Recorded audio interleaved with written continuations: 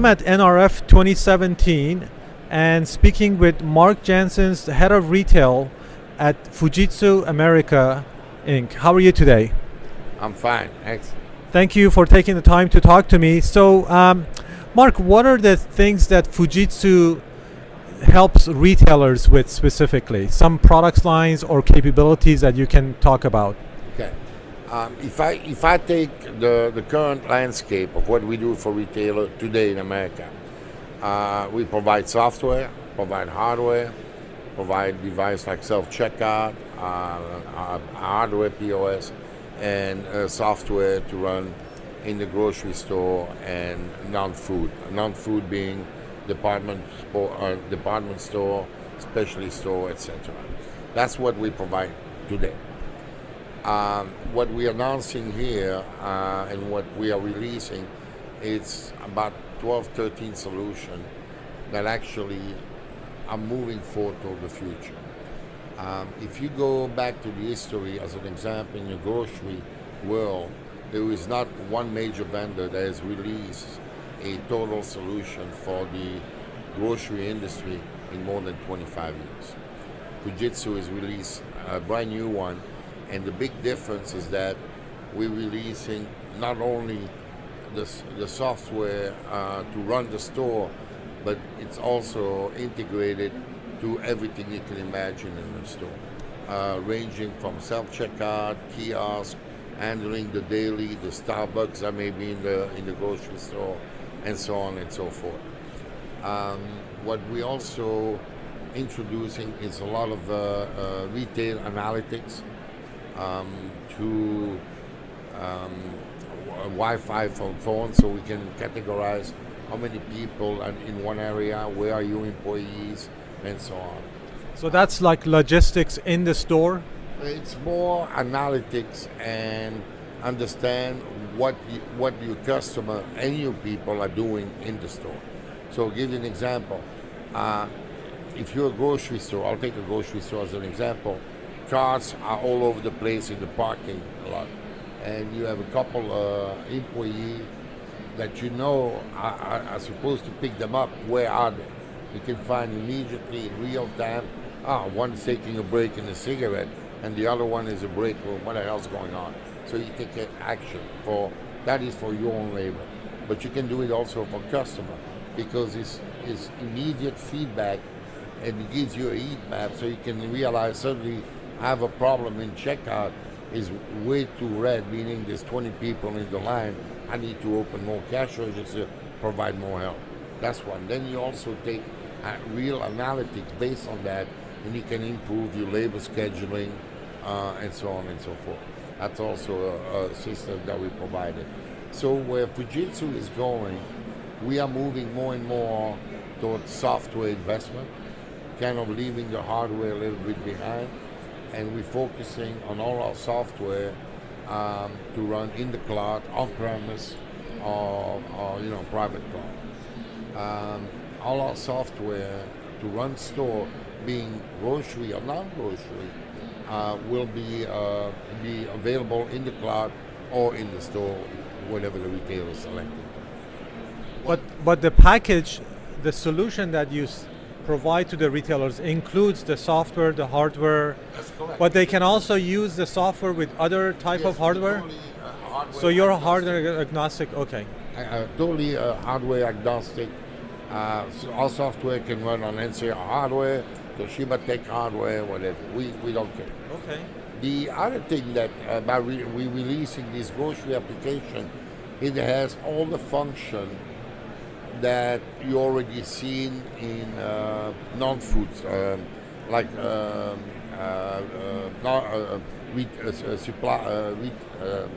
specialty store, department store, and so on, where they have what they call omni-channel and so on.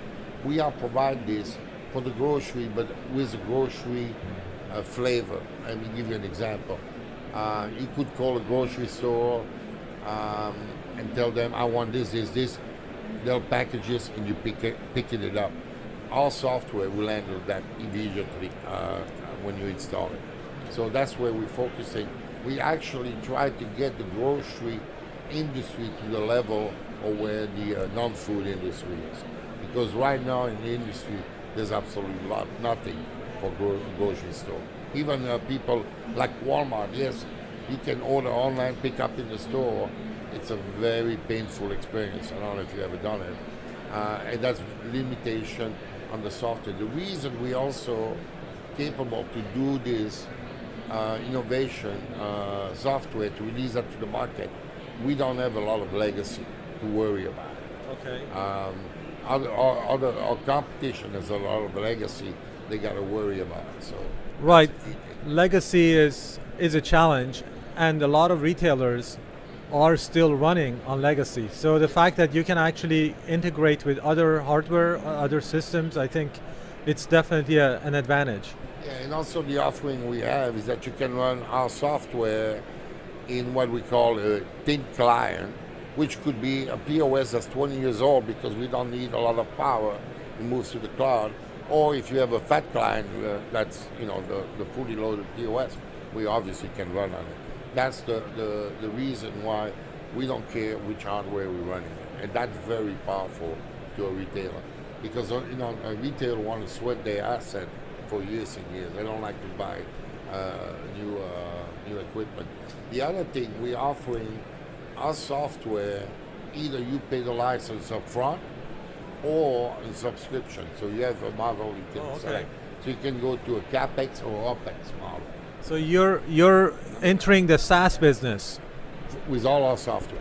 Okay, that's pretty good. I think that's really becoming a lot more popular, especially with probably smaller companies, retailers. That's correct. Also, the other thing we have, and you'll see, you asked me a little bit about the future of retailer. The future of retailer, and I predicted, maybe not 5 years, certainly in 10 years, there will not be a POS anymore. And in fact, we have a concept on the floor. You walk to the store with your own device, a smartphone, being iPhone or Android or iOS. You scan the item as you put them in the carts. You go out, there's a sign that tells you where the Fujitsu sign is there, tells you if you cross this line, all merchandise must have to pay. You pay either debit or credit, but what the differentiated we have, you also can pay cash. We have a cash module with a cash box where they can insert cash. That's really the future of retail in the store, the brick and mortar. You'll see less and less POS, more and more automation for the for checkout, for a customer to check themselves out, and then more associate to help out the customer industry. Okay, that's very interesting. So that's like hypothetically we can call that the Fujitsu Go, like the Amazon Go? Yeah, you could. Although the Amazon Go, and I wrote a paper on this, while it's a fantastic idea, there's a lot of holes. Would you realize it? But I think also it was more a typical Amazon PR before Thanksgiving, put that out there. They did it 3 years ago, I think, with the drone, if you remember. Right. That's how we're going to deliver with drone. Right. And that was just a PR. There's nothing happening. Now they're going to have the warehouse in the balloon, right? Again, it's PR. Their names get in the press. You got to give it to them for the marketing, yeah. Hey, it's kind of like a presidential. Well, a lot of these things also, right? A lot of things also are, really early right now. So you introduce an idea, and then it actually gets the conversation started. So they are actually, I think, in one way, I give them credit for throwing these things out and releasing them, and seeing and putting that investment into that. So they invested. I mean, they actually have a store. So going back to the checkout. So that checkout process seems to be the first thing that's going to be automated, fully automated in the retail store. But it has to go, and I'll tell you why.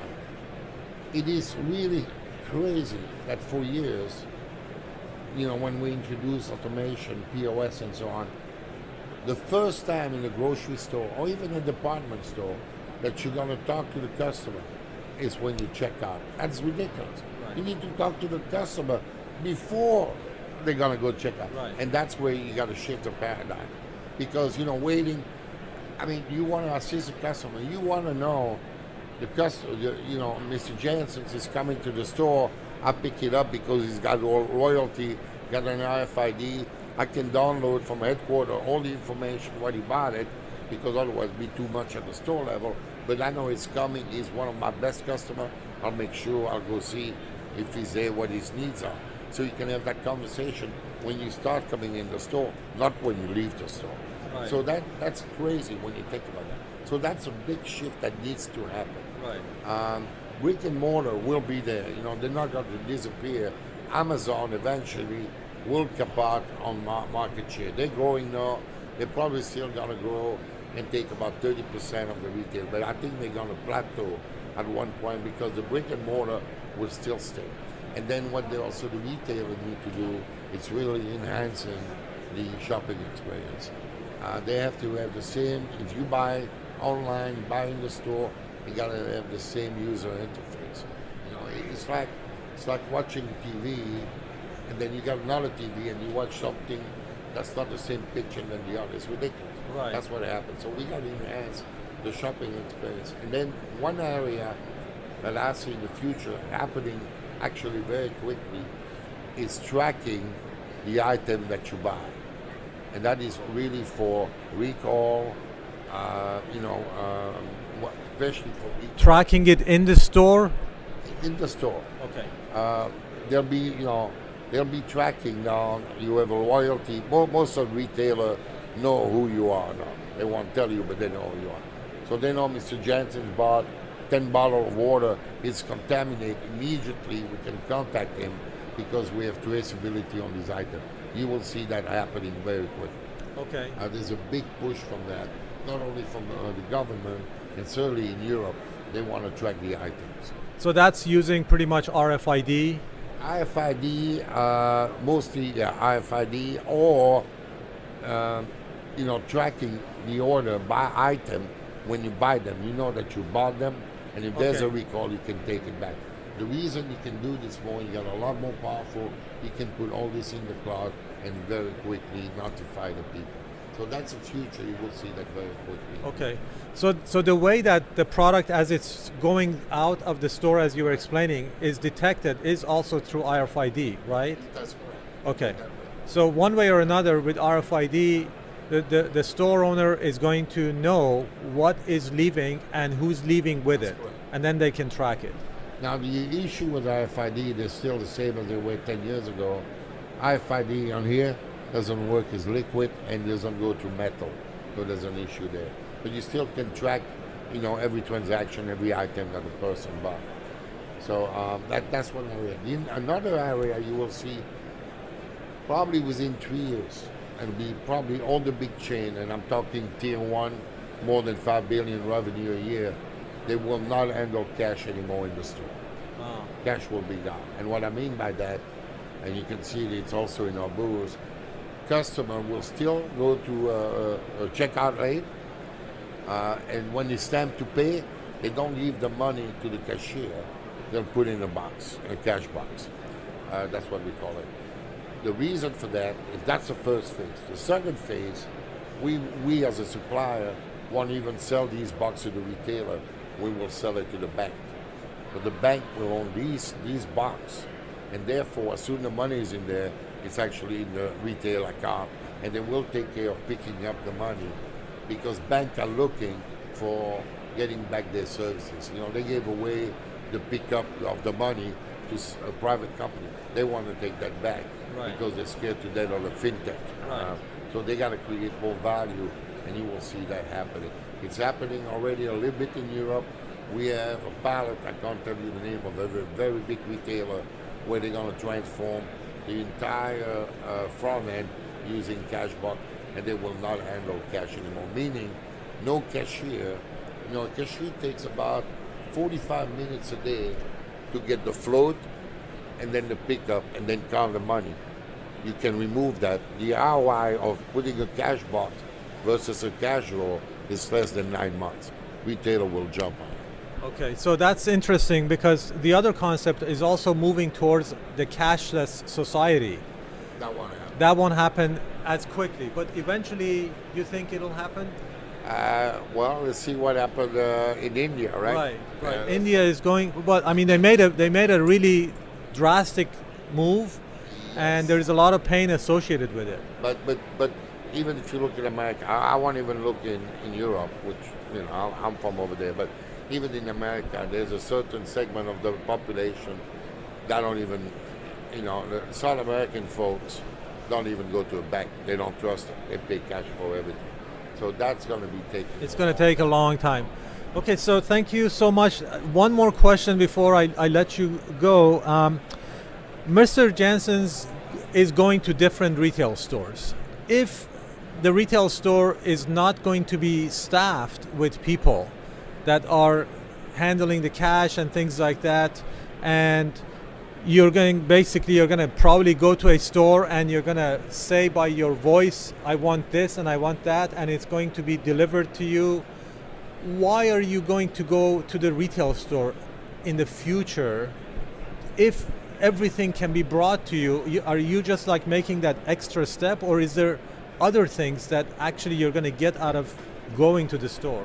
Well, it depends again on the segment, right? If you talk department store or soft goods, hard goods, you can buy on the web. It's already.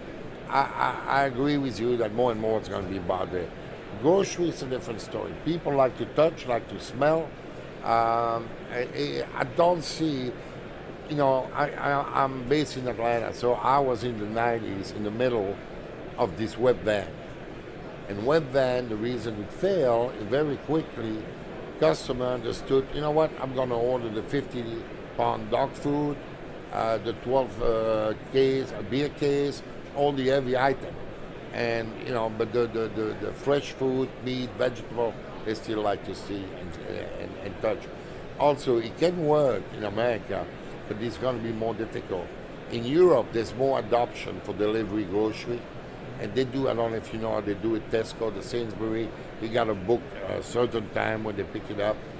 But you will still see certainly in the grocery industry where folks will go to the store.